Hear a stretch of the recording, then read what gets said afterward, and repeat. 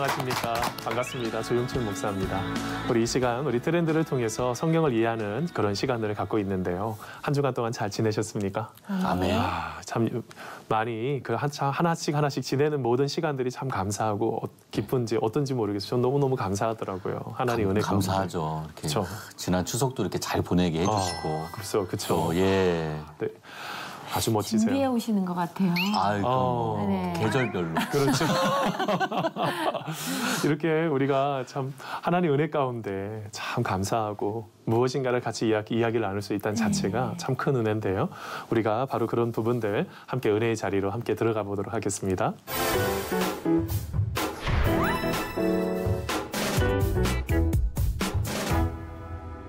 요즘 TV를 통해서 가장 많이 보이는 단어 중에서 먼들이라는 단어가 있습니다.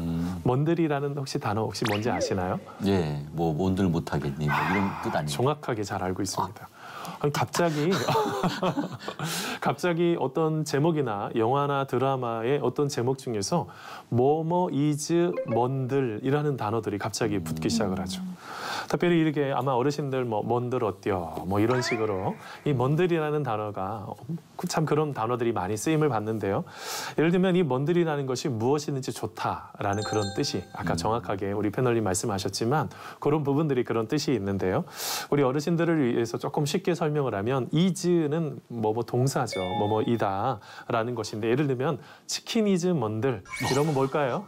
아우, 치킨은 뭐가 안 맛있을까 모르겠어요. 치킨은 다 좋다는 거죠. 목사님이지 뭔데. 아, 이거 확실하게 적어놨습니다. 말씀이질 먼저. 와, 정확하게. 다 그런 부분들이 이제 적용이 되는 거죠. 자, 오늘은 우리가 일반적인 트렌드 중에서 경험 이즈 먼들이라는 것을 우리 같이 나누려고 합니다. 경험이라는 것이 뭐든지 우리의 삶 속에 좋다라는 요즘에 밀레니엄 세대들의 그 특징을 표현하고 있는 단어 중에 하나인 것입니다. 우리가 여러 가지 일들을 참 경험하는데요. 이 트렌드, 특별히 이 중에서 이 경험이라는 단어는 2016년부터 이 트렌드로 여러 가지 추세로 지금까지 계속 이어오고 있는데요. 이 중에서 이 소비자들이 점점 감성을 추구하고 그리고 내가 무엇인가를 단순하게 물건만 구입하는 것이 아니라 내가 이것을 통해서 어떤 경험을 사는 것에 가치를 두고 있는 지금의 시대가 바로 우리 밀레니엄 세대라는 것이죠. 우리가 이런 부분들이 참 많이 나타나고 있는데요. 예를 들면 어떤 카페는요, 아주 여러 가지 독특한 것들이 나타납니다. 보통 카페 하면은 커피를 파는 곳 이렇게 생각을 하는데 그 카페는 한쪽 안에 전시 공간이 있습니다. 커피는 조금 비싸겠지만 전시 공간도 있고 그리고 그 안에 가서 사진을 찍으면 사진이 너무너무 예쁘게 인테리어가 되어 있습니다. 그러다 보니 어떻게 될까요? 많은 사람들에게 입소문을 타기 시작을 하고 거기 가서 사진을 남기고 추억을 남기는 바로 이렇게 경험을 남기는 것에 더 많은 관심을 두고 집중하는 시대가 바로 지금의 시대라는 것이죠. 그리고 예전에도요, 이 경험이라는 것이 또한 우리 소비에도 참 많이 영향을 끼치고 있는데 혹시 플래그십 스토어라는 이야기 들어보셨어요? 네. 이 플래그십이라는 단어가 조금 독특해요. 이게 뭐냐면 한 기업에서 내세우는 주력 상품이나 아니면 어떤 대표 상품을 플래그십이라고 그래요. 근데 그런 스토어, 그런 가게에 가면 어떤 것이 있냐면 내가 단순하게 물건만 딱 사서 나오는 게 아니라 거기서 쉴 수도 있고 또 어떤 문화적인 아주 여러 가지 컨텐츠가 있어서 그것을 관람도 할 수도 있고 내가 여러 가지 것들을 같이 누릴 수 있는 바로 그런 경험을 할 수 있는 것들이 많이 생겨나게 된다는 것입니다. 근데 왜 그럴까요? 바로 이런 이유가 이런 경험을 강조하게 되는 결정적인 이유 중에서 하나가 뭐냐면 이 미국의 그 토마스 프레이라는 미래학자가 있는데요. 그분이 이런 말을 했습니다. 소득이 $30,000 이상이 넘어가면 소비보다 경험에 투자하는 경향이 짙어집니다라는 말을 했어요. 그러니까 사람들이요, 돈을 가지고 뭘 사는 거예요? 경험을 사게 되는 그런 지금의 시대가 되었다는 것입니다. 이것은 단순하게 가전제품 사는 것을 넘어서서 만져도 보고 내가 직접 실행도 해보고 이것이 나한테 필요한 것인지도 써보는 바로 이런 일들이 계속 나타나게 되고요.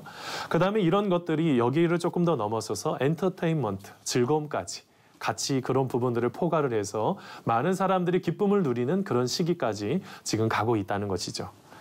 자, 이만큼 우리의 삶 속에 이 경험이라는 것이 아주 중요한데요. 근데 신앙생활 속에서도 이 경험이라는 것이 너무너무 중요합니다. 머리로 알고 있는 지식적인 것도 있지만 이것이 가슴으로 내려와 내 몸이 움직여서 내가 무엇인가를 경험한다는 것은 우리의 삶을 살아가는데 아주 더 중요한 것이고 이것이 우리의 삶을 지탱하는 것이 되기도 하는데요. 우리가 바로 이렇게 신앙생활 속에서 우리가 어떤 경험을 해야 되는지에 대한 그런 부분들을 우리가 또 같이 또 나누려고 합니다. 사람은요, 하나님께서 모든 부분들을 아주 건강하게 그 뇌에 자동 망각 기능을 넣어주셨어요. 이런 걸 뭐라고 그러냐면 건망증이라고 그러죠. 여러분, 그 건강한 그래도 건망증 중에서 이런 것이 있습니다. 내가 지금 안경을 이렇게 들고 있어요. 안경을 들고 있는데 내가 안경을 들고 있는지 안 들고 있는지를 몰라요. 이런 걸 뭐라고 그래요? 이런 걸 건망증이라고 그러죠. 그런데 만일 안경을 들고 있으면서 이게 뭐에 쓰는 물건이지? 라고 하면 뭐가 될까요? 치매. 이거를 치매라고 그래요. 이렇게 되면은 완전히 그 기능을 잃어버리게 되는 문제가 생겨버리는 거죠. 이게 뭘 말하고 있을까요? 우리가 건강하게 잊어버리는 것도 되게 중요해요. 그런데 우리의 삶 속에 잊지 말아야 될 것들을 잊어버리면 큰 문제가 생기는 거죠. 이걸 좀 신앙으로 적용을 하면 우리가 하나님의 은혜 가운데 날마다 거하고 우리가 잠깐은 잊을지 몰라도 그래도 하나님을 늘 붙잡고 하나님과 함께 내딛는 이런 삶이 참 중요한데 어떨 때는요, 하나님의 은혜, 하나님의 구원, 그리고 하나님께서 나를 만져주시고 만나주셨던 그런 모든 것들을 잃어버리게 되면, 그런 경험들을 다 잃어버리게 되면 이것만큼 아픈 것이 없던 거죠. 오늘 말씀에 보면은요, 바로 이 여호수아는요, 하나님을 만났던 그 경험, 하나님이 베풀어 주셨던 그 은혜, 그 부분들을 이렇게 나누고 있어요. 오늘은 그 여호수아 1장부터 24장까지 전체적인 내용 중에서 우리가 특별히 이 여호수아가 경험을 하고 그다음에 그가 풀어갔던 그것을 통해서 우리 안에 어떤 경험들을 꼭 해야 되는지 좀 3가지 정도를 우리 같이 한번 나눠보려고 합니다. 자, 첫 번째는요. 자, 모든 수치가 경험하는 길갈의 경험을 해야지 된다는 것입니다. 자, 그것이 여호수아 5장 9절 말씀인데요. 우리 여호수아 5장 9절 말씀 우리 승대 씨 한번 읽어주시겠습니까? 네. 여호와께서 여호수아에게 이르시되 내가 오늘 애굽의 수치를 너희에게서 떠나게 하였다 하셨으므로 그곳 이름을 오늘까지 길갈이라 하느니라. 아멘. 자, 오늘 말씀에 보면 가나안 땅에 들어가겠습니다. 가나안 땅에 들어가서 길갈이라는 곳에 가게 되었어요. 이 길갈은 구약 성경에 아주 여러 곳으로 나타나는 것 중에 하나인데요. 위치적으로 보면은 그 여리고의 동쪽 지역에 있습니다. 이것은 후에 이제 베냐민 지파가 같이 이제 살게 되는 그 지역 중에 하나가 되는데요. 성경은 이곳에서 특별히 가나안 족속들이 이곳에 왕국을 세워놨었는데 이곳은 정치적으로, 군사적으로, 종교적으로 아주 중심지였습니다. 이 길갈이라는 곳은. 그리고 진짜 많은 학자들이요 이제 연구를 하고 보니까 지금 이 여리고는 이 여리고에서 동쪽으로 한 약 3.7km 정도 떨어진, 지금으로 말하면은 키르벳 앤 니틀레라는 지역이라고 지금 표현을 하고 있어요.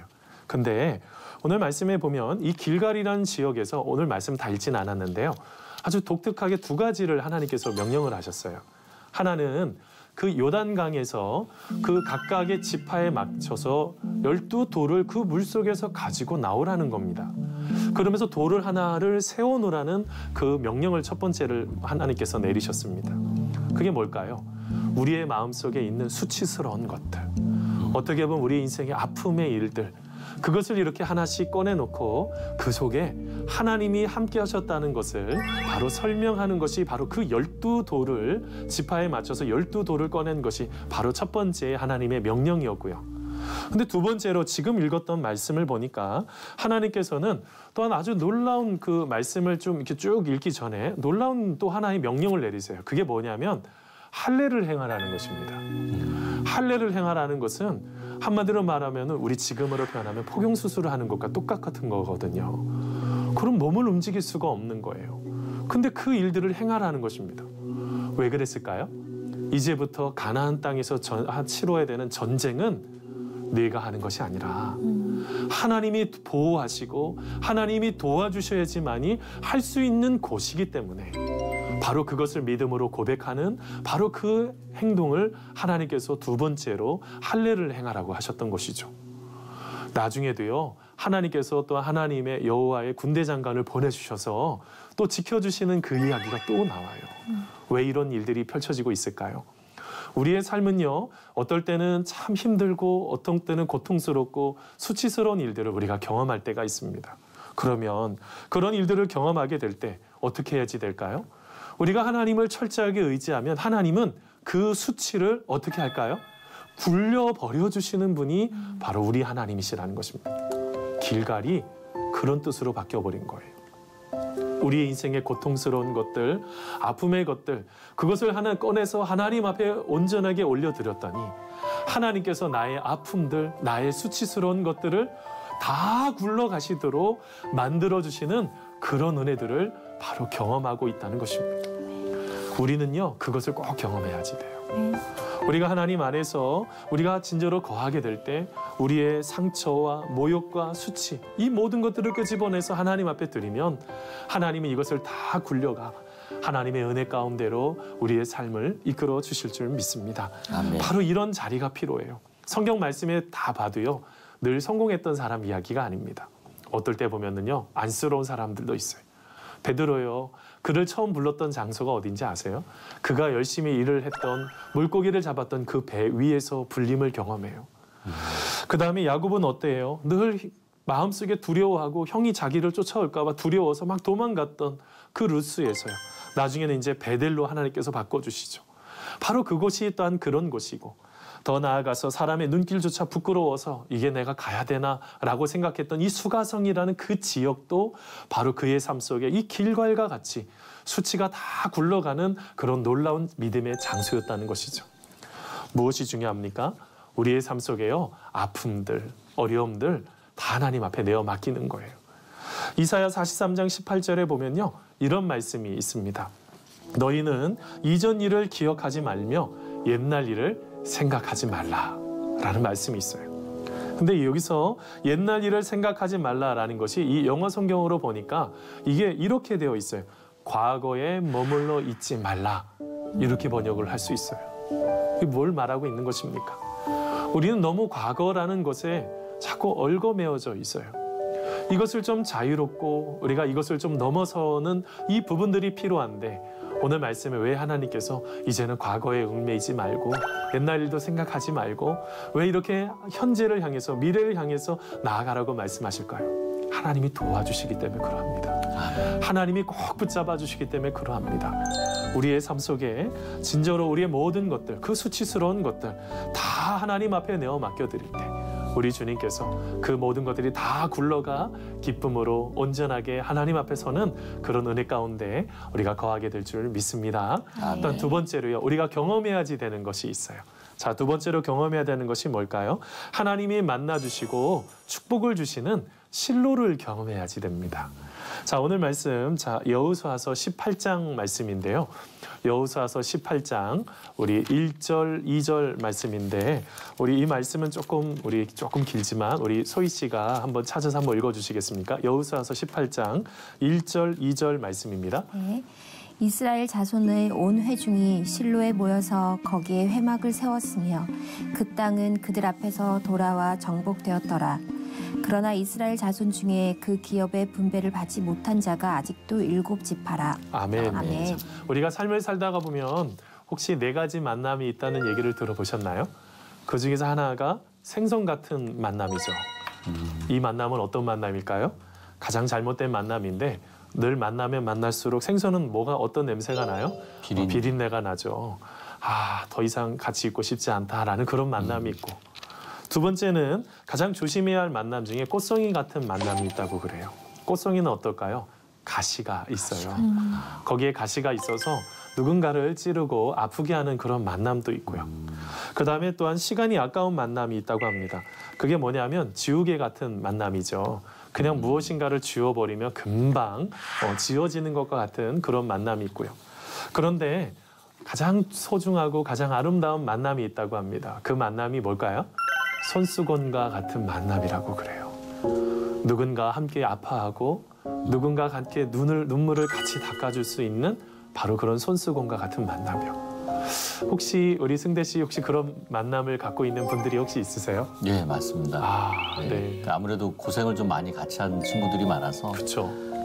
그 고생 끝에 이제 같이 서로가 공유하는 거죠. 그 아픔을 나누니까 아무래도 조금 적게 느껴지고. 맞습니다. 네. 우리 소희 씨는 그런 손수건과 같은 만남이 있으세요? 네, 있죠. 아니 그냥 저희는 별거 아니어도 함께 나누는 게 정말 힐링이 되더라고요. 맞습니다. 네. 이 손수건과 같이, 그러니까 같이 있는 것만으로 어떨 때는 위로가 되는 것이 있거든요. 근데 우리의 삶 속에서도 그런 만남이 꼭 필요하다는 거예요. 근데 오늘 말씀해 보니까요, 바로 이 실로라는 지역에 뭐가 있냐면 회막이 있습니다. 근데 이 회막이라는 것이 영어로 보니까요, 텐트 오브 미팅이라는 것으로 보통 영어로 보통 표현이 돼요. 미팅이라는 게 만남이잖아요. 그 텐트는 우리가 장막, 뭐 천막, 뭐 이렇게 표현도 하지만 우리가 만남의 장소와 같은 그런 곳이 바로 회막이었다는 거죠. 누구를 만났을까요? 거기 가서 하나님을 만나죠. 하나님을 만났을 때 그의 삶 속에 하나님의 뜻도 경험하게 되고 하나님의 사랑도 경험하게 되고 어떨 때는 내 마음속에 누군가를 용서할 수 있는 그 하나님의 용서도 경험하게 되고 우리의 삶 속에 바로 이 하나님의 놀라우신 이 사랑을 경험할 수 있는 장소가 바로 이 회막이었다는 것입니다. 그 회막에서요, 참 또 놀라운 축복의 일들이 하나 발견이 되는데 오늘 말씀 2절에 보니까 아직 7지파반이요 땅을 분배를 못 받았다고 그래요. 근데 그때 여호수아가요, 그 이제 나머지 지파를 다 불러서 아니 언제까지 이렇게 있을 거냐? 너희들이 꿈꾸고 있는 땅이 있냐? 가고 싶은 땅이 있냐?